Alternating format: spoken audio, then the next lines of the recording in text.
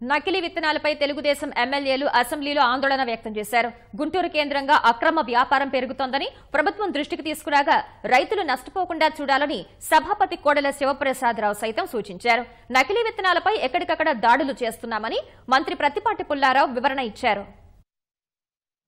వీళ్ళు ఒక స్పష్టమైనటువంటి క్వాలిటీ సీడ్స్ ని ఈ ఆంధ్రప్రదేశ్లో డిస్ట్రిబ్యూషన్ చేసేదానికి ఒక సర్టిఫికేషన్ అథెంటికేషన్ గా లేనప్పుడు ఇంకా క్వాలిటీ సీడ్స్ వీళ్ళు ఎక్కడ డిస్ట్రిబ్యూట్ చేస్తారు అధ్యక్ష?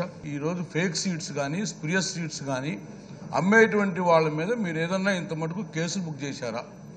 రైతుల పేరున వేరే వాళ్ళు దళారులు వ్యాపారం చేసి ఈ రోజున ఫేక్ సీడ్స్ అందించే దాని మీద మీరు కఠిన చర్యలు తీసుకోవాల్సిన బాధ్యత ఉంది. గుంటూరు కేంద్రంగా ఈ కల్తీ నకిలీ విత్తనాల యొక్క దందా బాగా కొనసాగుతూ ఉంది అధ్యక్ష. మా పేరేచర్లలో కొండల మధ్య స్పూరియస్ మిర్చి సీడ్స్ ని సీజ్ చేశారు, యాక్షన్ లేదు. మినిస్టర్ గారు, ఈ కల్తీ సీడ్స్ ఇది నిజం, it's a serious matter.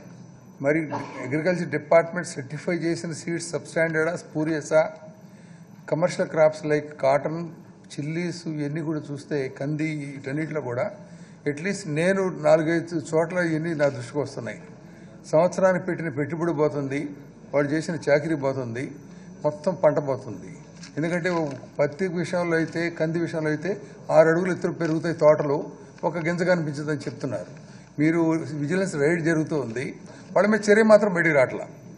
So ఇట్లాంటి వాటి సీరియస్ తీసుకోకపోతే చాలా నష్టం జరుగుతుంది స్టేట్కి అనేది మీ దృష్టికి తీసుకొస్తున్నాను.